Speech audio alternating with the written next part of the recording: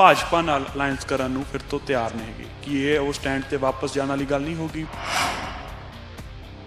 पिछले 5 साल भी आम आदमी पार्टी का कांग्रेस का खुला ही अलायंस। एक बारी भी दसो भी जे आम आदमी पार्टी ने विरोधी धिर का रोल निभाया हो। ਭਾਜਪਾ ਨਾਲ ਮੀਟਿੰਗ ਹੋਈ ਹੈ ਕਿਸੇ ਲੈਵਲ ਤੇ? ਜੇ ਅਲਾਈਅੰਸ ਦੀ ਗੱਲ ਵੈਸੇ ਤੁਸੀਂ ਕਲੇਮ ਕਰ ਰਹੇ ਹੋ ਤੁਹਾਡੀ ਸਰਕਾਰ ਬਣੂ, ਪਰ ਫਿਰ ਵੀ ਆਲਟਰਨੇਟ ਜੇ ਨਹੀਂ ਬਹੁਮਤ ਆਉਂਦੀ ਫਿਰ?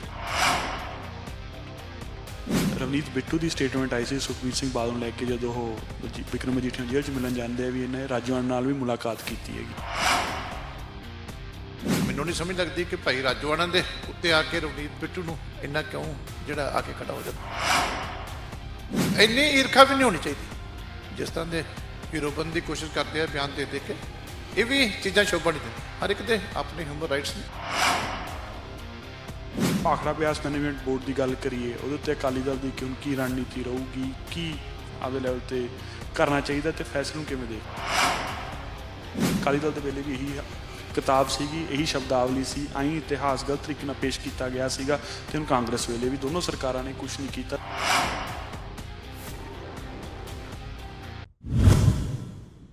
ਕਾਂਗਰਸ ਪਾਰਟੀ ਦੇ ਸੀਨੀਅਰ ਲੀਡਰਾਂ ਵੱਲੋਂ ਸਟੇਟਮੈਂਟ ਆਈ ਹੈ ਕਿ ਉਹ ਆਮ ਆਦਮੀ ਪਾਰਟੀ ਨਾਲ ਦੀ ਸਰਕਾਰ ਬਣਾ ਸਕਦੇ ਨੇ।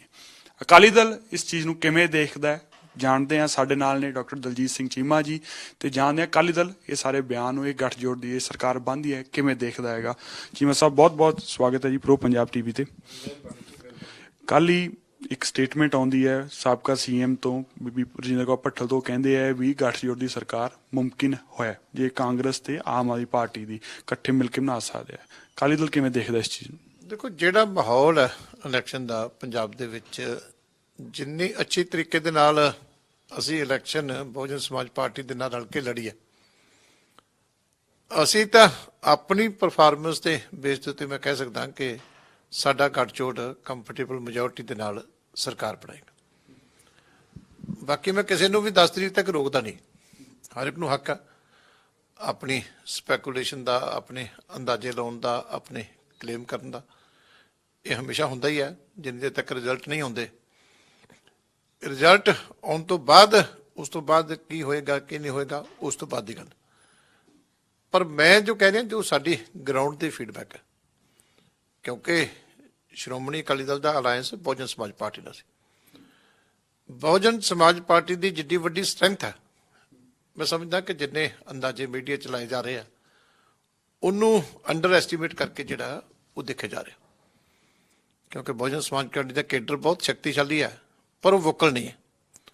ਉਹ ਕੇਡਰ ਬਹੁਤ ਮਿਹਨਤੀ ਹੈ, ਪਰ ਉਹ ਮੈਨੀਪੂਲੇਟਿਵ ਨਹੀਂ ਹੈ ਕਿ ਉਹ ਮੀਡੀਆ ਦੇ ਵਿੱਚ ਅੱਗੇ ਆ ਕੇ ਆਪਣੀ ਸ਼ਕਤੀ ਨੂੰ ਪੇਸ਼ ਕਰੇ, ਵਧਾ ਚੜਾ ਕੇ ਪੇਸ਼ ਕਰੇ। ਉਹ ਇੱਕ ਇਮਾਨਦਾਰ ਕੇਡਰ ਹੈ। ਇਸੇ ਤਰ੍ਹਾਂ ਸ਼੍ਰੋਮਣੀ ਅਕਾਲੀ ਦਲ ਦਾ ਸਾਡਾ ਕੇਡਰ ਹੈ। ਇਸ ਲਈ ਅਸੀਂ ਤੇ ਜੋ ਜ਼ਮੀਨ ਦੇ ਉੱਤੇ ਲਗਾਤਾਰ ਮਿਹਨਤ ਕੀਤੀ, ਜੋ ਲੋਕਾਂ ਦੀ ਭਾਵਨਾ ਸੀ, ਜੋ ਰਿਸਪੈਕਟ ਸਾਰੇ ਚੋਣ ਪ੍ਰਚਾਰ ਦੇ ਵਿੱਚ ਸਾਨੂੰ ਮਿਲੀ, ਜੋ ਲੋਕਾਂ ਦਾ ਸਪੋਰਟ ਮਿਲੀ, ਉਹਦੇ ਆਧਾਰ ਦੇ ਉੱਤੇ ਅਸੀਂ ਸਾਰੀਆਂ ਜਿਹੜੇ ਇਹ ਕਲੇਮ ਕੀਤੇ ਆ, ਨਾ ਕਿ ਸਿਰਫ ਇਸ ਗੱਲ ਕਰਕੇ ਕਿ ਕਿਸੇ ਨੂੰ ਡਰਾਉਣ ਵਾਸਤੇ ਜਾਂ ਕਿਸੇ ਨੂੰ ਭਜਾਉਣ ਵਾਸਤੇ, ਕਿਉਂਕਿ ਸੱਚਾਈ ਤਾਂ 10 ਤਰੀਕ ਨੂੰ ਸਾਹਮਣੇ ਆਈ ਜਾਣੀ। ਹੁਣ ਬੀਬੀ ਭੱਠਲ ਹਰੀ ਕਿਉਂ ਕਹਿ ਰਹੇ ਆ, ਕੀ ਕਹਿ ਰਹੇ ਆ, ਇਹ ਤਾਂ ਉਹਨਾਂ ਦੇ ਮੈਂ ਕਮੈਂਟ ਨਹੀਂ ਕਰਨਾ ਚਾਹੁੰਦਾ। ਲੇਕਿਨ ਅਲਾਇੰਸ ਦੀ ਲੋੜ ਕੀ ਹੈ? ਪਿਛਲੇ 5 ਸਾਲ ਵੀ ਆਮ ਆਦਮੀ ਪਾਰਟੀ ਦਾ ਤੇ ਕਾਂਗਰਸ ਦਾ ਖੁੱਲ੍ਹਾ ਹੀ ਅਲਾਇੰਸ ਸੀ। ਇੱਕ ਵਾਰੀ ਵੀ ਦੱਸੋ ਵੀ ਜੇ ਆਮ ਆਦਮੀ ਪਾਰਟੀ ਨੇ ਵਿਰੋਧੀ ਧਿਰ ਦਾ ਰੋਲ ਨਿਭਾਇਆ ਹੋਵੇ। ਇਹ ਤਾਂ ਸ਼੍ਰੋਮਣੀ ਅਕਾਲੀ ਦਲ ਨੂੰ ਘੇਰਨ ਵਾਸਤੇ ਵਿਧਾਨ ਸਭਾ ਦੇ ਅੰਦਰ ਵੀ ਵਿਧਾਨ ਸਭਾ ਦੇ ਬਾਹਰ ਵੀ ਦੋਨਾਂ ਦਾ ਅਲਾਇੰਸ ਸੀ। ਔਰ ਉਸੇ ਜਿਹੜਾ ਅਨਹੋਲੀ ਅਲਾਇੰਸ ਸੀ ਕਿ ਜਿਹਨੂੰ ਜ਼ਿੰਮੇਵਾਰੀ ਆਮ ਆਦਮੀ ਪਾਰਟੀ ਨੂੰ ਵਿਰੋਧੀ ਧਿਰ ਦੀ ਮਿਲੀ ਸੀ, ਉਹਨੇ ਨਹੀਂ ਨਿਭਾਈ। ਇਸੇ ਦੇ ਖਿਲਾਫ ਹੀ ਲੋਕਾਂ ਨੇ ਫਤਵਾ ਦਿੱਤਾ। ਐਨਕੀ ਦੋ ਤਰ੍ਹਾਂ ਦੀ ਨੌਨ ਪਰਫਾਰਮੈਂਸ ਸੀ, ਇੱਕ ਕਾਂਗਰਸ ਦੀ ਬਤੌਰ ਸਰਕਾਰ, ਇੱਕ ਆਮ ਆਦਮੀ ਪਾਰਟੀ ਦੀ ਵਿਰੋਧੀ ਧਿਰ ਦੇ, ਕਿਉਂਕਿ 20 ਐਮਐਲਏ ਬਣਾਏ ਤੇ 11 ਕਾਂਗਰਸ ਨਾਲ ਰਲ ਗਏ।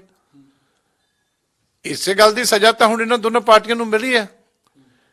ਜੇ ਹੁਣ ਨਵੀਂ ਤੁਸੀਂ ਕਹੋ ਵੀ ਇਹ ਨਵੀਂ ਪ੍ਰਪੋਜੀਸ਼ਨ ਹੈ ਵੀ ਇਹ ਅਲਾਇੰਸ ਹੋ ਜਾਵੇ, ਇਹ ਅਲਾਇੰਸ ਤਾਂ ਪਹਿਲਾਂ ਹੀ ਹੈ। ਕੀ ਇਹ ਕੱਲ ਦੀ ਐਡਮਿਸ਼ਨ ਵੀ ਹੈ ਦੋਨੋਂ ਪਾਰਟੀਆਂ ਨੂੰ ਵੀ ਬਹੁਮਤ ਨਹੀਂ ਆ ਰਹੀ, ਜੋ ਕਿ ਪਹਿਲਾਂ ਦਾਅਵੇ ਠੋਕੇ ਜਾ ਰਹੇ ਸੀਗੇ ਦੋਨੋਂ ਪਾਰਟੀਆਂ ਵੱਲੋਂ ਵੀ?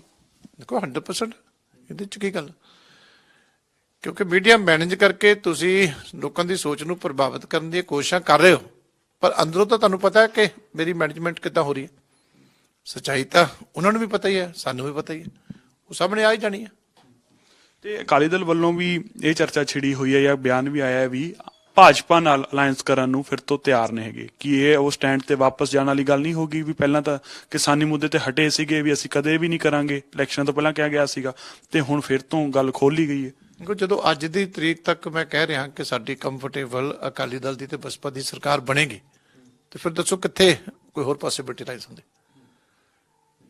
ਜਦੋਂ ਮੈਂ ਤਾਂ ਕਲੀਅਰ ਕੱਟ ਆਤਮ ਵਿਸ਼ਵਾਸ ਨਾਲ ਇਹ ਗੱਲ ਕਹਿ ਰਿਹਾ ਕਿ ਜੋ ਸਾਡੀ ਪਰਫਾਰਮੈਂਸ ਸੀ ਔਰ ਜੋ ਬਹੁਜਨ ਸਮਾਜ ਪਾਰਟੀ ਦੀ ਪਰਫਾਰਮੈਂਸ ਸੀ, ਦੋਨਾਂ ਨੇ ਰਲ ਕੇ ਗਰਾਊਂਡ ਦੇ ਉੱਤੇ ਪੂਰੀ ਇਮਾਨਦਾਰੀ ਨਾਲ ਮਿਹਨਤ ਕੀਤੀ ਆ ਔਰ ਲੋਕਾਂ ਦਾ ਸਮਰਥਨ ਹਾਸਲ ਕੀਤਾ, ਔਰ ਅਸੀਂ ਆਪਣੀ ਸਰਕਾਰ ਬਣਾਵਾਂਗੇ। ਫਿਰ ਉਸ ਤੋਂ ਬਾਅਦ ਹੋਰ ਕੋਈ ਕਿਆਸ ਰਾਈਆਂ ਦੀ ਜ਼ਰੂਰਤ ਹੀ ਨਹੀਂ ਰਹਿੰਦੀ।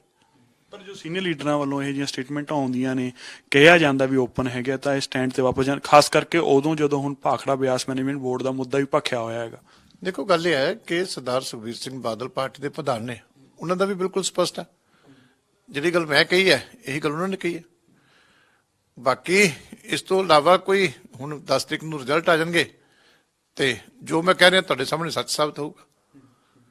ਪਰ ਵੈਸੇ ਕੋਈ ਗੱਲਬਾਤ ਤਾਂ ਨਹੀਂ ਹੋਈ ਹੈਗੀ, ਭਾਜਪਾ ਨਾਲ ਮੀਟਿੰਗ ਹੋਈ ਹੈ ਕਿਸੇ ਲੈਵਲ ਤੇ? ਜੇ ਅਲਾਈਅੰਸ ਦੀ ਗੱਲ, ਵੈਸੇ ਤਾਂ ਤੁਸੀਂ ਕਲੇਮ ਕਰ ਰਹੇ ਹੋ ਤੁਹਾਡੀ ਸਰਕਾਰ ਬਣੂ, ਪਰ ਫਿਰ ਵੀ ਆਲਟਰਨੇਟ ਜੇ ਨਹੀਂ ਬਹੁਮਤ ਆਉਂਦੀ ਫਿਰ? ਨਹੀਂ, ਮੈਂ ਕਹਿ ਰਿਹਾ ਨਾ ਕਿ ਕੁਐਸਚਨ ਹਾਲੇ ਖੜਾ ਹੀ ਨਹੀਂ ਹੁੰਦਾ। ਕੁਐਸਚਨ ਖੜਾ ਹੀ ਤਾਂ ਹੋਏਗਾ ਜੇ ਮੈਂ ਇਹ ਕਹਾਂ ਕਿ ਨਹੀਂ ਸਾਡੀ ਸਰਕਾਰ ਨਹੀਂ ਬਣ ਰਹੀ। ਤੁਸੀਂ ਇਹਨੇ ਸ਼ੋਰ ਕਿਵੇਂ ਹੋ? ਬਾਕੀ ਪਾਰਟੀਆਂ ਤਾਂ ਜਿਵੇਂ ਗੱਠਜੋੜ ਦੀਆਂ ਗੱਲਾਂ ਵੀ ਕਰ ਰਹੀਆਂ, ਤੁਸੀਂ ਵੀ ਵੈਸੇ ਇੱਕ ਤਰ੍ਹਾਂ ਕੀਤੀ ਹੈ, ਬਟ ਤੁਸੀਂ ਇਹਨੇ ਸ਼ੋਰ ਕਿਵੇਂ ਆ ਜੀ? ਜ਼ਮੀਨੀ ਹਕੀਕਤਾਂ ਤੁਹਾਨੂੰ ਜਦੋਂ ਜ਼ਮੀਨ ਤੇ ਲੜਾਈ ਲੜਦੇ ਹੋ ਬਹੁਤ ਕੁਝ ਸੰਕੇਤ ਦਿੰਦੀਆਂ। ਜਦੋਂ ਹਵਾ ਤੁਹਾਡੇ ਹੱਕ 'ਚ ਹੁੰਦੀ ਹੈ ਉਦੋਂ ਵੀ ਤੁਹਾਨੂੰ ਪਤਾ ਲੱਗਦਾ, ਜਦੋਂ ਲੋਕੀ ਤੁਹਾਡੇ ਹੱਕ 'ਚ ਹੁੰਦੇ ਆ ਉਦੋਂ ਵੀ ਤੁਹਾਨੂੰ ਪਤਾ ਲੱਗਦਾ। ਇਸ ਕਰਕੇ ਦੋਨਾਂ ਚੀਜ਼ਾਂ ਦਾ ਜਿਹੜੇ ਗਰਾਊਂਡ ਦੇ ਉੱਤੇ ਜ਼ਮੀਨ ਦੇ ਉੱਤੇ ਕੰਮ ਕਰਦੇ ਆ ਉਹਨਾਂ ਨੂੰ ਪਤਾ ਹੁੰਦਾ।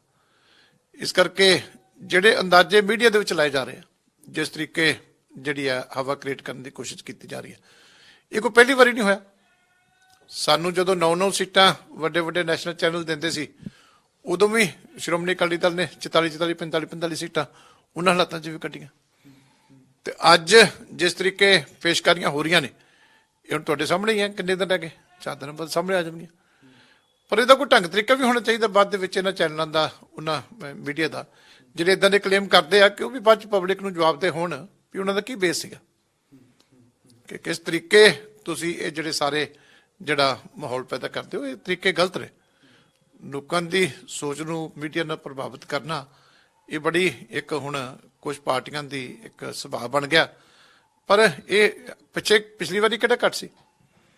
ਪਿਛਲੀ ਵਾਰੀ ਆਮ ਆਦਮੀ ਪਾਰਟੀ ਦੇ ਸਾਰੇ ਪੰਜਾਬ 'ਚ 100 ਸੀਟਾਂ ਦੇ ਸੀ ਵੋਟਰ ਸਰਵੇ ਦੇ ਜਿਹੜੇ ਹੋਰਡਿੰਗ ਲੱਗੇ ਸੀ, ਪਰ 100 ਸੀਟਾਂ ਆਈਆਂ, ਪਰ ਸੀ ਵੋਟਰ ਨੇ ਕਿਸੇ ਨੂੰ ਨਹੀਂ ਦੱਸਿਆ ਵੀ ਤੇਰਾ ਅੰਦਾਜ਼ਾ ਇੰਨਾ ਗਲਤ ਕਿਵੇਂ ਹੋ ਗਿਆ।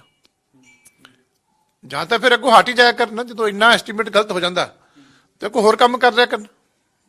ਇਹ ਕਿੱਥੇ ਲਿਖਿਆ ਵੀ ਇੱਕ ਏਜੰਸੀ ਜਿਹੜੀ ਆਪਣੇ ਆਪ ਨੂੰ ਬਹੁਤ ਜਿਹੜੀ ਹੈ ਪ੍ਰੋਫੈਸ਼ਨਲ ਏਜੰਸੀ ਕਲੇਮ ਕਰਦੀ, ਉਹਦੇ ਸਾਰੇ ਪੰਜਾਬ ਦੇ ਵਿੱਚ ਇੱਕ ਪੋਲੀਟੀਕਲ ਪਾਰਟੀ ਹੋਰਡਿੰਗ ਬਣਾ ਕੇ ਤੇ ਫਾਇਦਾ ਲੈਂਦੀ ਹੈ ਉਹਦੇ ਸਰਵੇ ਦਾ, ਔਰ ਉਹ ਆਪਣੇ ਅੰਦਰ ਝਾਤੀ ਨਾ ਮਾਰੇ ਤੇ ਅਗਲੀ ਵਾਰੀ ਫਿਰ ਜਾ ਕੇ ਕਰੇ। ਔਰ ਚੈਨਲਾਂ ਨੂੰ ਵੀ ਸੋਚਣਾ ਚਾਹੀਦਾ ਕਿ ਇੰਨੀ ਜਿਹੜੀ ਡਿਸਕ੍ਰੈਡਿਟਡ ਏਜੰਸੀਆਂ ਨੇ, ਇਹਨਾਂ ਦਾ ਕਿਉਂ ਤੁਸੀਂ ਛਾਪਦੇ ਹੋ? ਜਦੋਂ ਇਸ ਤਰ੍ਹਾਂ ਦੇ ਕੰਮ ਹੁੰਦੇ ਨੇ ਤੇ ਇਹ ਕੋਈ ਅੱਛੇ ਕੰਮ ਨਹੀਂ ਹੈ ਡੈਮੋਕ੍ਰੇਸੀ ਵਾਸਤੇ, ਕਿ ਤੁਹਾਨੂੰ ਪਤਾ ਹੈ ਕਿ ਤੁਸੀਂ ਕਿਸ ਤਰੀਕੇ ਇਹ ਛਾਪ ਰਹੇ ਹੋ, ਇਹ ਲੋਕਾਂ ਦੀ ਸੋਚ ਨੂੰ ਪ੍ਰਭਾਵਿਤ ਕਰਨ ਦੀ ਕੋਸ਼ਿਸ਼ ਕਰ ਰਹੇ ਹੋ। ਉਹਦੇ ਬਾਵਜੂਦ ਵੀ ਸੋਚ ਨਹੀਂ ਪ੍ਰਭਾਵਿਤ ਹੋਈ, ਨਤੀਜੇ ਆ ਗਏ ਕਿ 100 ਤੋਂ ਤੁਸੀਂ 20 ਤੇ ਆ ਗਏ। ਪਰ ਫਿਰ ਅਗਲੀ ਵਾਰੀ ਅਸੀਂ ਚੈਨਲ ਤੇ ਉਸ ਏਜੰਸੀ ਨੂੰ, ਉਹਨਾਂ ਐਕਸਪਰਟਸ ਨੂੰ ਬਿਠਾ ਕੇ ਫਿਰ ਉਹਨਾਂ ਦੀ ਇੰਟਰਵਿਊ ਕਰਦੇ ਹਾਂ। ਹੁਣ ਕਹਿਣਾ ਚਾਹੀਦਾ ਕਿ ਤੁਹਾਡਾ ਪਿਛਲੀ ਵਾਰੀ ਤਾਂ ਇੰਨਾ ਗਲਤ ਹੈ, ਬਲੈਕਲਿਸਟ ਹੋ ਜਾਣੇ ਚਾਹੀਦੇ ਬੰਦੇ। ਤੇ ਜੇ ਭਾਖੜਾ ਬਿਆਸ ਮੈਨੇਜਮੈਂਟ ਬੋਰਡ ਦੀ ਗੱਲ ਕਰੀਏ, ਉਹਦੇ ਉੱਤੇ ਅਕਾਲੀ ਦਲ ਦੀ ਹੁਣ ਕੀ ਰਣਨੀਤੀ ਰਹੂਗੀ, ਕੀ ਆਪਦੇ ਲੈਵਲ ਤੇ ਕਰਨਾ ਚਾਹੀਦਾ ਤੇ ਫੈਸਲੇ ਨੂੰ ਕਿਵੇਂ ਦੇਖ ਰਹੇ ਹੋ?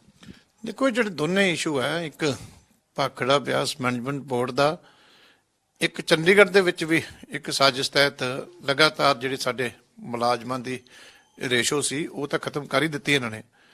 ਅੱਗੋਂ ਵੀ ਕੋਸ਼ਿਸ਼ ਹੋ ਰਹੀ ਹੈ ਕਿ ਹੋਰ ਉਹਨੂੰ ਕਿਸੇ ਨਾ ਕਿਸੇ ਤਰੀਕੇ ਮੁਲਾਜ਼ਮਾਂ ਦੀ ਪ੍ਰੈਜ਼ੈਂਸ ਨੂੰ ਚੰਡੀਗੜ੍ਹ ਦੇ ਵਿੱਚ ਘਟਾ ਕੇ ਪੰਜਾਬ ਦੇ ਹੱਕਾਂ ਦੇ ਉੱਤੇ ਹੋਰ ਡਾਕਾ ਮਾਰੇ ਜਾਵੇ। ਇਹ ਦੋਨਾਂ ਇਸ਼ੂ ਨੂੰ ਹੀ ਅਸੀਂ ਪਾਰਟੀ ਪਹਿਲਾਂ ਵੀ ਲੈਂਦੀ ਰਹੀ ਹੈ ਗੰਭੀਰਤਾ ਦੇ ਨਾਲ।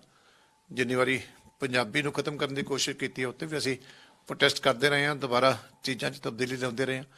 ਜਦੋਂ ਕੇਡਰ ਧੱਕੇ ਨਾਲ ਸੈਂਟਰ ਦੇ ਇੱਥੇ ਇੰਪੋਜ਼ ਕਰਨ ਦੀ ਕੋਸ਼ਿਸ਼ ਹੁੰਦੀ ਰਹੀ ਹੈ, ਉਦੋਂ ਵੀ ਅਸੀਂ ਦਿੱਲੀ ਜਾ ਕੇ ਇਹ ਚੀਜ਼ਾਂ ਨੂੰ ਰੋਕਦੇ ਰਹੇ ਹਾਂ। ਪਰ ਹੁਣ ਫਿਰ ਇਹ ਜਿਹੜਾ ਕੰਮ ਹੋਇਆ ਬੀਬੀਐਮਬੀ ਵਾਲਾ 100% ਗਲਤ ਹੋਇਆ, ਫੈਡਰਲਿਜ਼ਮ ਦੇ ਖਿਲਾਫ ਹੈ, ਪੰਜਾਬ ਦੇ ਸਾਡੇ ਹਿੱਤਾਂ ਦੇ ਜਿਹੜਾ ਬਿਲਕੁਲ ਖਿਲਾਫ ਹੈ। ਇਸ ਕਰਕੇ ਇਹ ਚੀਜ਼ਾਂ ਕਾਬਲੇ ਬਰਦਾਸ਼ਤ ਨਹੀਂ ਹੈ। ਇਹਦੇ ਖਿਲਾਫ ਹਰ ਫੋਰਮ ਦੇ ਉੱਤੇ ਆਵਾਜ਼ ਅਸੀਂ ਉਠਾਵਾਂਗੇ, ਕਿਉਂਕਿ ਗ੍ਰਹਿ ਮੰਤਰੀ ਨੂੰ ਵੀ ਮਿਲ ਕੇ ਅਸੀਂ ਉਠਾਵਾਂਗੇ, ਪਾਰਲੀਮੈਂਟ ਦੇ ਵਿੱਚ ਵੀ ਉਠਾਵਾਂਗੇ, ਜਿੱਥੇ ਜਿੱਥੇ ਹੋਰ ਤਰੀਕੇ ਵੀ ਜ਼ਰੂਰਤ ਪਈ, ਜੋ ਵੀ ਸਾਡੀ ਡਿਊਟੀ ਬਣਦੀ ਹੈ ਅਸੀਂ ਕਰਾਂਗੇ। ਕਿਉਂਕਿ ਜੇ ਇਸ ਤਰ੍ਹਾਂ ਤੁਸੀਂ ਸਰੈਂਡਰ ਕਰੀ ਜਾਓਗੇ ਤੇ ਬਹੁਤ ਪਾਵਰਾਂ ਅੱਗੇ ਸੂਬਿਆਂ ਦੀਆਂ ਜਿਹੜੀਆਂ ਉਹ ਸੈਂਟਰ ਨੇ ਲੈਣੀਆਂ, ਤੇ ਹੌਲੀ ਹੌਲੀ ਜੇ ਫੈਡਰਲਿਜ਼ਮ ਸੰਵਿਧਾਨ ਦੇ ਵਿੱਚ ਤੁਸੀਂ ਲਾਗੂ ਹੀ ਨਹੀਂ ਕਰਨਾ, ਬਿਲਕੁਲ 100% ਉਹਦੀ ਸਪਿਰਿਟ ਦੇ ਅਗੇਂਸਟ ਕੰਮ ਕਰਨਾ, ਤੇ ਇਹ ਮੈਂ ਸਮਝਦਾ ਇਹਨੂੰ ਅਲਾਉ ਨਹੀਂ ਕੀਤਾ ਜਾਣਾ ਚਾਹੀਦਾ। ਕਿਸਾਨਾਂ ਨੇ ਵੀ ਧਰਨਾ ਲਾਇਆ ਸੀ, ਗਵਰਨਰ ਮਿਲੇ ਨਹੀਂ, ਉਹਨਾਂ ਨੂੰ ਇਸ ਮੁੱਦੇ ਉੱਤੇ ਮੰਗ ਪੱਤਰ ਦੇਣਾ ਸੀਗਾ। ਦੇਖੋ ਗੱਲ ਇਹ ਹੈ ਨਾ ਕਿ ਕੋਈ ਜਵਾਬ ਕੋਈ ਨਹੀਂ ਕਿਸੇ ਕੋਲੇ, ਜਦੋਂ ਤੁਸੀਂ ਫੇਸ ਹੀ ਨਹੀਂ ਕਰਦੇ ਜਿਹੜੇ ਲੋਕਾਂ ਨੂੰ, ਕਿਉਂਕਿ ਤੁਹਾਡੇ ਕੋਲ ਜਵਾਬ ਨਹੀਂ ਹੈ। ਕਿੱਥੇ ਲਿਖਿਆ ਹੈ ਕਿ ਤੁਸੀਂ ਜਿਹੜੀ ਹੈ ਪੰਜਾਬ ਰੀਆਰਗਨਾਈਜੇਸ਼ਨ ਐਕਟ ਦੇ ਵਿੱਚ ਸਮਝੌਤੇ ਹੋਏ ਆ, ਚੀਜ਼ਾਂ ਤੈਅ ਹੋਈਆਂ, ਔਰ ਉਹਨੂੰ ਤੁਸੀਂ ਜਿਹੜੇ ਐਡਮਿਨਿਸਟ੍ਰੇਟਿਵ ਫੈਸਲੇ ਲੈ ਕੇ ਬਦਲੀ ਜਾਓ।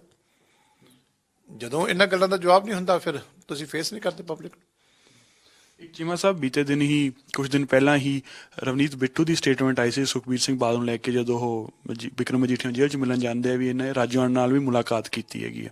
ਤੁਸੀਂ ਕਿਵੇਂ ਦੇਖਦੇ ਹੋ ਸਟੇਟਮੈਂਟ ਨੂੰ, ਕੀ ਕਹਿਣਾ ਚਾਹੋਗੇ? ਦੇਖੋ ਗੱਲ ਇਹ ਹੈ ਕਿ ਸਰਦਾਰ ਸੁਖਬੀਰ ਸਿੰਘ ਬਾਦਲ, ਬੀਬਾ ਸਿਮਰਤ ਕੌਰ ਬਾਦਲ ਸਰਦਾਰ ਵਿਕਰਮ ਸਿੰਘ ਮਜੀਠੀਆ ਨੂੰ ਮਿਲਣ ਗਏ, ਪ੍ਰੋਪਰ ਪਰਮਿਸ਼ਨ ਲੈ ਕੇ ਗਏ, ਜੇਲ੍ਹ ਦੇ ਅੰਦਰ ਉਹਨਾਂ ਨੂੰ ਮਿਲੇ। ਇਸ ਕਰਕੇ ਉਹਦੇ ਉੱਤੇ ਕੋਈ ਹੋਰ ਕੀ ਬਿਆਨਬਾਜ਼ੀ ਕਰੀ ਜਾਂਦਾ। ਜਿਹੜਾ ਜੇਲ੍ਹ ਸੁਪਰਡੈਂਟ ਦਾ ਵਰਸ਼ਨ ਮੈਂ ਪੜ੍ਹਿਆ ਸੀ, ਉਹਨਾਂ ਨੇ ਕਿਹਾ ਸੀ ਕਿ ਭਾਈ ਰਾਜੋਆਣਾ ਮੇਰੇ ਕੋਲ ਜਿਹੜੇ ਆ ਕਿਸੇ ਕੰਮ ਵਾਸਤੇ ਆਏ ਸੀ, ਤੇ ਉੱਥੇ ਉਹ ਫੇਸ ਟੂ ਫੇਸ ਹੋਏ, ਤੇ ਇਹ ਕੋਈ ਨਵੀਂ ਗੱਲ ਨਹੀਂ। ਮੈਨੂੰ ਨਹੀਂ ਸਮਝ ਲੱਗਦੀ ਕਿ ਭਾਈ ਰਾਜੋਆਣਾ ਦੇ ਉੱਤੇ ਆ ਕੇ ਰਵਨੀਤ ਬਿੱਟੂ ਨੂੰ ਇੰਨਾ ਕਿਉਂ ਜਿਹੜਾ ਆ ਕੇ ਖੜਾ ਹੋ ਜਾਂਦਾ। ਉਹ ਵੀ ਇੱਕ ਇਨਸਾਨ ਹੈ, ਜਿਹੜੇ ਦੂਜਿਆਂ ਨੂੰ ਤੇ ਖੁੱਲੀ ਛੁੱਟੀ ਹੋ ਜਾਂਦੀ ਹੈ ਕਿ ਜਿੰਨੀ ਮਰਜ਼ੀ ਕਿਸੇ ਦੀ ਪਰੋਲ ਹੋ ਜਾਵੇ, ਕਿਸੇ ਦੀ ਕੁਛ ਹੋ ਜਾਵੇ, ਤੇ ਉਸ ਇਨਸਾਨ ਨੇ ਆਪਣੀ ਜਿੰਨੀ ਸਜ਼ਾ ਬਣਦੀ ਸੀ ਉਹ ਤੋਂ ਦੁੱਗਣੀ ਕੱਟ ਲਈ ਹੈ, ਤੇ ਉਹਦੇ ਤੇ ਇੰਨੀ ਚਿੜ ਕਿਉਂ ਹੁੰਦੀ ਹੈ? ਇਹ ਰਵੱਈਆ ਹੀ ਠੀਕ ਨਹੀਂ ਹੈ। ਕਿਉਂਕਿ ਜਦੋਂ ਕਿਸੇ ਨੇ ਅਦਾਲਤ ਦੇ ਫੈਸਲੇ ਦੇ ਮੁਤਾਬਕ ਸਜ਼ਾ ਹੀ ਕੱਟ ਲਈ, ਸਜ਼ਾ ਨਹੀਂ ਕੱਟ ਲਈ, ਸਜ਼ਾ ਤੋਂ ਦੁੱਗਣਾ ਭੁਗਤ ਚੁੱਕੇ, ਤੇ ਇੰਨੀ ਈਰਖਾ ਵੀ ਨਹੀਂ ਹੋਣੀ ਚਾਹੀਦੀ। ਜਿਸ ਤਰ੍ਹਾਂ ਦੇ ਹੀਰੋ ਬਣਨ ਦੀ ਕੋਸ਼ਿਸ਼ ਕਰਦੇ ਆ ਬਿਆਨ ਦੇ ਕੇ, ਇਹ ਵੀ ਚੀਜ਼ਾਂ ਸ਼ੋਭਾ ਨਹੀਂ ਦਿੰਦੀਆਂ। ਹਰ ਇੱਕ ਦੇ ਆਪਣੇ ਹਿਊਮਨ ਰਾਈਟਸ ਨੇ। ਇਸ ਕਰਕੇ ਸਰਦਾਰ ਸੁਖਬੀਰ ਸਿੰਘ ਬਾਦਲ ਮਜੀਠੀਆ ਸਾਹਿਬ ਦੀ ਮੁਲਾਕਾਤ ਕਰਕੇ, ਹੁਣ ਜੇ ਕਿਸੇ ਦੇ ਕੋਲੋਂ ਲੰਘਣ ਲੱਗਿਆ ਤੁਸੀਂ ਕਹੋ ਵੀ ਜਿਹੜੀ ਹੈਗੀ ਆ ਉਹਨੂੰ ਇਸ਼ੂ ਬਣਾਉਣ ਦੀ ਕੋਸ਼ਿਸ਼ ਕਰੋ, ਤਾਂ ਮੈਂ ਸਮਝਦਾ ਉਹਨਾਂ ਨੂੰ ਆਪਣੀ ਸੋਚ ਬਦਲਣੀ ਚਾਹੀਦੀ। ਤੇ ਓਵਰਆਲ ਪੰਜਾਬ ਦੇ ਮਾਹੌਲ ਨੂੰ ਕਿਵੇਂ ਦੇਖਦੇ ਹੋ? ਕਾਂਗਰਸ ਪਾਰਟੀ ਦੇ ਹੀ ਜਿਹੜੇ ਐਮਪੀ ਨੇ ਜਾਂ ਹੋਰ ਨੁਮਾਇੰਦੇ ਨੇ, ਉਹ ਆਪਦੀ ਸਰਕਾਰ ਉੱਤੇ ਫਿਰ ਤੋਂ ਇੱਕ ਵਾਰ ਸਵਾਲ ਚੱਕ ਰਿਹਾ ਵੀ ਸਿਆਸਤ ਵੋਟਾਂ ਤੱਕ ਹੀ ਸੀਗੀ, ਤੇ ਹੁਣ ਤੁਸੀਂ ਦਿਸ ਨਹੀਂ ਰਹੇ ਜਦੋਂ ਯੂਕਰੇਨ ਤੇ ਰੂਸ ਦੀ ਜੰਗ ਵਿਚਾਲੇ ਬੱਚੇ ਫਸੇ ਹੋਏ ਨੇਗੇ, ਤੇ ਭਾਖੜਾ ਪਿਆਸ ਮੈਨੇਜਮੈਂਟ ਦਾ ਮੁੱਦਾ। ਦੇਖੋ 5 ਸਾਲ ਵੀ ਕਾਂਗਰਸ ਦੀ ਸਰਕਾਰ ਵੇਲੇ ਹੀ ਕੁਝ ਹੁੰਦਾ ਰਿਹਾ ਵੀ ਐਮਐਲਏ ਮੁੱਖ ਮੰਤਰੀ ਦੀ ਕਾਰਗੁਜ਼ਾਰੀ ਤੇ ਸਵਾਲ ਚੁੱਕਦੇ ਰਹੇ, ਪਾਰਟੀ ਦਾ ਪ੍ਰਧਾਨ ਪਾਰਟੀ ਦੀ ਕਾਰਗੁਜ਼ਾਰੀ ਤੇ ਸਵਾਲ ਚੁੱਕਦਾ ਰਿਹਾ, ਪਾਰਟੀ ਦੇ ਸਾਬਕਾ ਪ੍ਰਧਾਨ ਪਾਰਟੀ ਦੀ ਕਾਰਗੁਜ਼ਾਰੀ ਤੇ ਸਵਾਲ ਚੁੱਕਦੇ ਰਹੇ, ਹੁਣ ਐਮਪੀ ਜਿਹੜੇ ਕਾਂਗਰਸ ਦੀ ਕਾਰਗੁਜ਼ਾਰੀ ਤੇ ਸਵਾਲ ਚੁੱਕਦੇ ਰਹੇ। ਤੇ ਸੋਨੀਆ ਗਾਂਧੀ ਨੂੰ ਕੋਈ ਨਹੀਂ ਪੁੱਛਦਾ ਵੀ ਕਿਉਂ ਪ੍ਰਧਾਨ ਪਾਰਟੀ ਦੀ, ਫਿਰ ਰਾਹੁਲ ਗਾਂਧੀ ਨੂੰ ਕੋਈ ਨਹੀਂ ਪੁੱਛਦਾ, ਉੱਥੇ ਜਾ ਕੇ ਸਾਰੇ ਫੇਰ ਜਿਹੜੇ ਆ ਜਾ ਕੇ ਤੇ ਮੱਥੇ ਟੇਕਣ ਲੱਗ ਪੈਂਦੇ। ਜਾਂ ਤਾਂ ਹਿੰਮਤ ਕਰਨ, ਜਦੋਂ ਸਾਰੇ ਇਹ ਮੰਨਦੇ ਆ ਕਿ ਕਾਂਗਰਸ ਨੇ ਬੇੜਾ ਗਰਕ ਕੀਤਾ, ਤੇ ਫਿਰ ਕਾਂਗਰਸ 'ਚ ਬੈਠੇ ਕੀ ਕਰਦੇ? ਬੈਠੇ ਵੀ ਤੁਸੀਂ ਉਸੇ ਪਾਰਟੀ 'ਚੋਂ, ਤੇ ਲੋਕਾਂ ਦੇ ਰੋਹ ਤੋਂ ਬਚਣ ਵਾਸਤੇ ਤੁਸੀਂ ਇਦਾਂ ਦੀ ਬਿਆਨਬਾਜ਼ੀ ਵੀ ਕਰਦੇ ਰਹਿੰਦੇ ਹੋ। ਜਾਂ ਤਾਂ ਦਲੇਰੀ ਨਾਲ ਕੋਈ ਫੈਸਲਾ ਲਓ। ਫੈਸਲਾ ਜੋ ਰਾਹੁਲ ਗਾਂਧੀ ਕਰਦੇ ਉਹਨੂੰ ਸਾਰਿਆਂ ਨੇ ਉਸੇ ਵੇਲੇ ਸਿਰ ਝੁਕਾ ਕੇ ਮੰਨ ਲੈਣਾ, ਫੈਸਲਾ ਜੋ ਸੋਨੀਆ ਗਾਂਧੀ ਕਰਦੇ ਉਹਨੂੰ ਸਿਰ ਝੁਕਾ ਕੇ ਮੰਨ ਲੈਣਾ, ਤੇ ਥੱਲੇ ਸਾਰਾ ਦਿਨ ਜਿਹੜੀ ਹੈ ਬਿਆਨਬਾਜ਼ੀ ਕਰਕੇ ਤੇ ਲੋਕਾਂ ਦੇ ਰੋਹ ਤੋਂ ਬਚਣ ਦੀ ਕੋਸ਼ਿਸ਼ ਕਰਦੇ ਰਹੋ। ਹੁਣ ਇਹ ਪਾਰਟੀ ਦੱਸੋ ਕਿੱਥੋਂ ਵੋਟਾਂ ਹਾਸਲ ਕਰੇਗੀ, ਜਿਹੜੀ ਹਾਲੇ ਵੀ ਅਲਾਇੰਸ ਬਣਾ ਕੇ ਦੂਜੇ ਬਣਾ ਕੇ, ਜਿਹਦੇ ਅੱਜ ਦੀ ਤਰੀਕ ਦੇ ਵਿੱਚ ਵੀ ਐਮਪੀ ਕਹਿ ਰਿਹਾ ਕਿ ਸਾਡਾ ਇਹ ਹਾਲ ਹੈ ਕਿ ਸਾਡਾ ਕੋਈ ਲੋਕਾਂ ਨੂੰ ਪੁੱਛਣ ਨਹੀਂ ਜਾ ਰਹੀ ਸਰਕਾਰ ਇਸ ਹਾਲਾਤ ਦੇ ਵਿੱਚ, ਜੰਗ ਦੇ ਹਾਲਾਤ ਦੇ ਵਿੱਚ, ਯੂਕਰੇਨ ਦੇ ਵਿੱਚ। ਇਹਨਾਂ ਤੋਂ ਤੁਸੀਂ ਕਿਵੇਂ ਐਕਸਪੈਕਟ ਕਰਦੇ ਹੋ ਵੀ ਲੋਕਾਂ ਨੇ ਇਹਨਾਂ ਨੂੰ ਵੋਟਾਂ ਪਾਤੀਆਂ ਹੋਣਗੀਆਂ? ਤੇ ਚੀਮਾ ਸਾਹਿਬ, ਸੁਪਰੀਮ ਕੋਰਟ ਦੀ ਬੜੀ ਸਖਤ ਟਿੱਪਣੀ ਆਈ ਹੈ ਸੁਮੇਧ ਸਿੰਘ ਸੈਣੀ ਦੇ ਕੇਸ ਨੂੰ ਲੈ ਕੇ, ਉਹਦੇ ਉੱਤੇ ਉਹਨਾਂ ਨੇ ਬਲੈਂਕਟ ਬੇਲ ਦੇ ਉੱਤੇ ਬੜੇ ਤਲਖ ਟਿੱਪਣੀਆਂ ਕੀਤੀਆਂ ਨੇ ਵੀ ਕਿਵੇਂ ਹੋ ਸਕਦਾ ਹੈਗਾ। ਤੁਸੀਂ ਕੀ ਕਹਿਣਾ ਚਾਹੋਗੇ ਸਾਰੇ ਮੁੱਦੇ ਉੱਤੇ? ਦੇਖੋ ਮੇਰੇ ਨੇ ਸੁਪਰੀਮ ਕੋਰਟ ਦਾ ਫੈਸਲਾ ਕੇਸ ਜਿਹੜਾ ਸੁਣਾਈ ਤੀ ਨਾ, ਮੇਰੀ ਉਹਦੇ ਤੇ ਅਨਸੈਸਰੀ ਕੋਈ ਟਿੱਪਣੀ ਨਹੀਂ ਪਾਉਂਦੀ। ਇਹ ਉਹ ਜੱਜ ਸਾਹਿਬਾਨ ਜਾਣ ਜਿਨ੍ਹਾਂ ਫੈਸਲਾ ਕੀਤਾ ਸੀ, ਜਾਂ ਸੁਪਰੀਮ ਕੋਰਟ ਦੇ ਜੱਜ ਸਾਹਿਬਾਨ ਦੇਖਣ ਕਿ ਕਿਹੜਾ ਠੀਕ ਹੋਇਆ ਕਿਹੜਾ ਨਹੀਂ ਹੋਇਆ, ਕਿਉਂਕਿ ਅਸੀਂ ਤਾਂ ਉਹਦੇ 'ਚ ਧਿਰ ਨਹੀਂ ਆ। ਉਹਨਾਂ ਨੇ ਜਿਹੜੇ ਹਾਈ ਕੋਰਟ ਦੇ ਜੱਜ ਦੇ ਫੈਸਲੇ ਤੇ ਕੁਐਸਚਨ ਕੀਤਾ, ਉਹ ਆਪਣੇ ਆਪ ਹਾਈ ਕੋਰਟ ਜਵਾਬ ਦੇਗੀ। ਇੱਕ ਆਖਰੀ ਸਵਾਲ, ਤੁਸੀਂ ਐਜੂਕੇਸ਼ਨ ਮਿਨਿਸਟਰ ਰਹੇ ਹੋ ਤੇ ਉਸ ਤੋਂ ਬਾਅਦ ਹੁਣ ਐਜੂਕੇਸ਼ਨ ਦੇ ਜਿਹੜੇ ਕਿਤਾਬਾਂ ਦਾ ਹਿਸਟਰੀ ਆਫ ਪੰਜਾਬ ਦਾ ਮੁੱਦਾ ਹੈ ਬਹੁਤ ਭਖਿਆ ਹੋਇਆ ਹੈਗਾ ਤੇ ਉਹਦੇ ਕਿਹਾ ਗਿਆ ਵੀ ਸ਼ਬਦਾਵਲੀ ਬਹੁਤ ਲੰਬੇ ਚਿਰ ਤੋਂ ਹੀ ਆਈ ਆ ਰਹੀ ਸੀਗੀ। ਤੁਸੀਂ ਕੀ ਕਹਿਣਾ ਚਾਹੋਗੇ ਇਸ ਮੁੱਦੇ ਤੇ, ਕਿਉਂਕਿ ਉਹ ਕਿਹਾ ਜਾ ਰਿਹਾ ਵੀ ਅਕਾਲੀ ਦਲ ਦੇ ਵੇਲੇ ਵੀ ਇਹੀ ਕਿਤਾਬ ਸੀਗੀ, ਇਹੀ ਸ਼ਬਦਾਵਲੀ ਸੀ, ਆਈ ਇਤਿਹਾਸ ਗਲਤ ਤਰੀਕੇ ਨਾਲ ਪੇਸ਼ ਕੀਤਾ ਗਿਆ ਸੀਗਾ ਤੇ ਹੁਣ ਕਾਂਗਰਸ ਵੇਲੇ ਵੀ ਦੋਨੋਂ ਸਰਕਾਰਾਂ ਨੇ ਕੁਝ ਨਹੀਂ ਕੀਤਾ ਤੇ ਆਈ ਕਿਤਾਬਾਂ ਪੜ੍ਹਾਈਆਂ ਗਈਆਂ ਜਾਂ ਵਿਦਿਆਰਥੀਆਂ ਨੂੰ ਇਹੀ ਚੀਜ਼ਾਂ ਪੜ੍ਹਾਈਆਂ ਗਈਆਂ। ਦੇਖੋ ਗੱਲ ਇਹ ਹੈ ਕਿ ਮੇਰੇ ਟਾਈਮ ਦੇ ਉੱਤੇ ਮੇਰੇ ਟਾਈਮ ਤੇ ਨਹੀਂ, ਕਾਂਗਰਸ ਦੇ ਕੈਪਟਨ ਅਮਰਿੰਦਰ ਸਿੰਘ ਦੇ ਮੁੱਖ ਮੰਤਰੀ ਹੁੰਦਿਆਂ ਇੱਕ ਕਮੇਟੀ ਬਣਾਈ ਗਈ ਸੀ ਇਤਿਹਾਸ ਨੂੰ ਦੁਬਾਰਾ ਲਿਖਣ ਵਾਸਤੇ। ਜਿਹੜਾ ਇਤਿਹਾਸ ਉਹਨਾਂ ਨੇ ਲਿਖਿਆ ਸੀ ਉਹਦੇ ਤੇ ਮੈਂ ਮੁੱਖ ਮੰਤਰੀ ਸਾਹਿਬ ਨੂੰ ਡਿਟੇਲਡ ਲੈਟਰ ਲਿਖੀ ਸੀ। ਉਹਨਾਂ ਨੇ ਮੇਰੀ ਗੱਲ ਤੇ ਗੌਰ ਨਹੀਂ ਕੀਤਾ ਸੀ ਤੇ ਮੈਂ ਮੀਡੀਆ ਦੇ ਵਿੱਚ ਵੀ ਸਾਰਾ ਆਪਣਾ ਪੱਖ ਰੱਖਿਆ ਸੀ। ਬੜਾ 1 ਸਾਲ ਲੰਬਾ ਉਹਦੇ ਤੇ ਸੰਘਰਸ਼ ਕਰਕੇ ਉਹ ਚੀਜ਼ਾਂ ਮੈਂ ਬੰਦ ਕਰਾਈਆਂ, ਉਹ ਕਿਤਾਬਾਂ ਵਿਡਰਾ ਕਰਾਈਆਂ, ਪੁਰਾਣੀਆਂ ਕਿਤਾਬਾਂ ਫਿਰ ਲੱਗੀਆਂ। ਮੇਰਾ ਖਿਆਲ ਜਿੰਨਾ ਵੱਡਾ ਸਟੈਂਡ ਇਸ ਇਸ਼ੂ ਦੇ ਉੱਤੇ ਮੈਂ ਲਿਆ ਸੀ ਉਹ ਸਾਰੇ ਪੰਜਾਬ ਦੀ ਜਨਤਾ ਨੂੰ ਪਤਾ ਹੈ। ਮੁੱਖ ਮੰਤਰੀ ਸਾਹਿਬ ਉਸ ਵੇਲੇ ਦੇ ਕੈਪਟਨ ਅਮਰਿੰਦਰ ਸਿੰਘ ਮੇਰੇ ਖਿਲਾਫ ਸਟੇਜਾਂ ਦੇ ਉੱਤੇ ਬੋਲਦੇ ਹੁੰਦੇ ਸੀ, ਪਰ ਮੈਂ ਜਿਹੜੀ ਤਰਕ ਦੇ ਨਾਲ, ਦਲੀਲ ਦੇ ਨਾਲ, ਹਲੀਮੀ ਦੇ ਨਾਲ ਸਾਰੇ ਪੱਖ ਸਾਰਿਆਂ ਦੇ ਸਾਹਮਣੇ ਰੱਖੇ ਸੀ ਔਰ ਉਹ ਕਿਤਾਬਾਂ ਉਹਨਾਂ ਨੂੰ ਸਾਰੀਆਂ ਵਾਪਸ ਲੈਣੀਆਂ ਪਈਆਂ। ਇਹ ਮੇਰੀ ਆਪਣੀ ਕੰਟਰੀਬਿਊਸ਼ਨ ਹੈ, ਸ਼੍ਰੋਮਣੀ ਅਕਾਲੀ ਦਲ ਦੀ ਕੰਟਰੀਬਿਊਸ਼ਨ। ਹੁਣ ਕੋਈ ਫੇਰ ਵਿਵਾਦ ਉੱਠਿਆ ਕਿ 28 ਸਾਲ ਪੁਰਾਣੀ ਕੋਈ ਕਿਤਾਬ ਹੈ। ਮੈਂ ਦੇਖੋ ਬੜਾ ਕਲੀਅਰ ਹਾਂ ਕਿ ਕਿਤਾਬਾਂ 'ਚ ਗਲਤੀਆਂ ਹੁੰਦੀਆਂ। ਜਦੋਂ ਕੋਈ ਗਲਤੀ ਪੁਆਇੰਟ ਆਊਟ ਕਰਦਾ, ਬੋਰਡ ਨੂੰ ਚਾਹੀਦਾ ਹੈ ਕਿ ਐਕਸਪਰਟ ਦੀ ਮੀਟਿੰਗ ਕਰਕੇ ਉਸ ਚੀਜ਼ ਨੂੰ ਜਾਂ ਤਾਂ ਉਹਨਾਂ ਨੂੰ ਕਨਵਿੰਸ ਕਰ ਲਿਆ ਜਾਵੇ ਜਾਂ ਐਕਸੈਪਟ ਕਰ ਲਿਆ ਜਾਵੇ। 28 ਸਾਲ ਵੀ ਪੁਰਾਣੀ ਕਿਤਾਬ ਹੈ, 12 ਵਾਰੀ ਉਹਦੇ ਐਡੀਸ਼ਨ ਛਪ ਚੁੱਕੇ ਆ। ਜੇ ਫਿਰ ਵੀ ਕਿਸੇ ਨੇ ਪੁਆਇੰਟ ਆਊਟ ਕੀਤਾ ਕਿ ਕੋਈ ਚੀਜ਼ ਗਲਤ ਹੈ ਤਾਂ ਬੋਰਡ ਨੂੰ ਬੈਠ ਕੇ ਉਹਨਾਂ ਨਾਲ ਮੀਟਿੰਗ ਕਰਨੀ ਚਾਹੀਦੀ ਹੈ। ਸਾਨੂੰ ਇਤਿਹਾਸ ਦੇ ਵਿੱਚ ਹਰ ਚੀਜ਼ ਬੜੇ ਇੱਜ਼ਤ ਮਾਣ ਨਾਲ, ਸਨਮਾਨ ਨਾਲ, ਜਿਹੜੇ ਵੀ ਸਾਡੇ ਨਾਇਕ ਨੇ ਜਾਂ ਸਾਡੇ ਗੁਰੂ ਸਾਹਿਬਾਨ ਨੇ ਜਾਂ ਕੋਈ ਵੀ ਨੇ, ਉਹਨਾਂ ਨੂੰ ਸਨਮਾਨ ਦੇਣਾ ਉਹ ਸਾਡੀ ਡਿਊਟੀ ਬਣਦੀ। ਪਰ ਕਿਸੇ ਨੂੰ ਗੰਦੀ ਰਾਜਨੀਤੀ ਵੀ ਤੇ ਨਹੀਂ ਕਰਨੀ ਚਾਹੀਦੀ, ਕਿਉਂਕਿ ਕਿਤਾਬਾਂ ਜਿਹੜੀਆਂ ਲਿਖੀਆਂ ਜਾਂਦੀਆਂ ਨੇ, ਕੁਝ ਲੋਕਾਂ ਦੀ ਮੈਂ ਦੇਖਦਾ, ਮੈਂ ਵੀ ਬਿਆਨਬਾਜ਼ੀ ਸੁਣਦਾ, ਮੈਂ ਪਾਰਟਿਸਿਪੇਟ ਤਾਂ ਨਹੀਂ ਕਰਦਾ।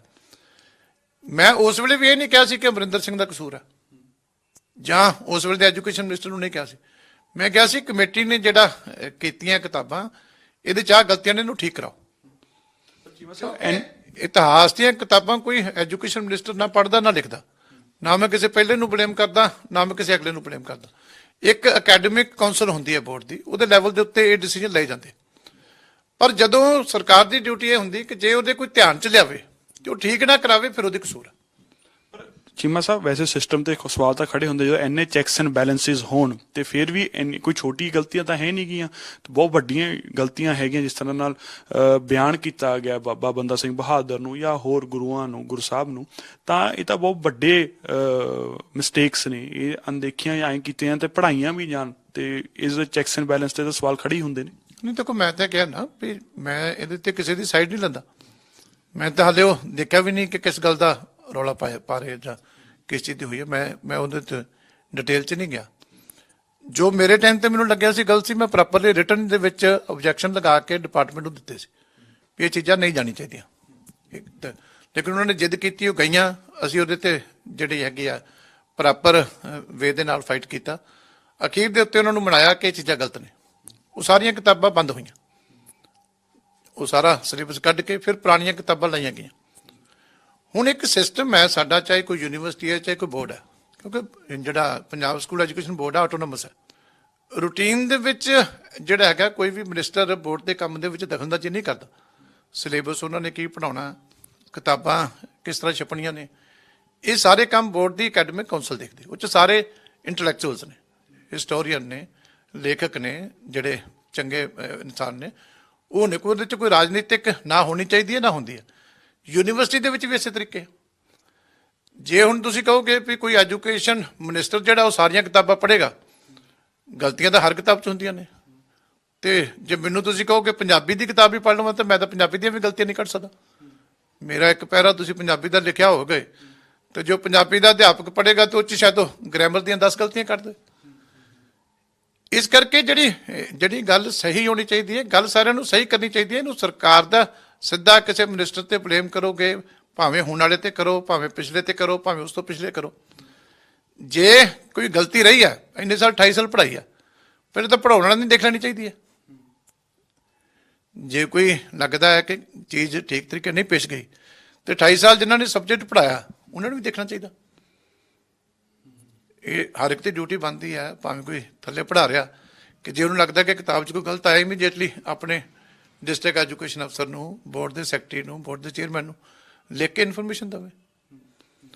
ਇਹ ਸਿਸਟਮ ਅੱਛਾ ਬਣਨਾ ਚਾਹੀਦਾ। ਇਹ ਕੋਈ ਰੋਜ਼ ਕੰਟਰੋਵਰਸੀਆਂ ਨਹੀਂ ਹੋਣੀ ਚਾਹੀਦੀਆਂ।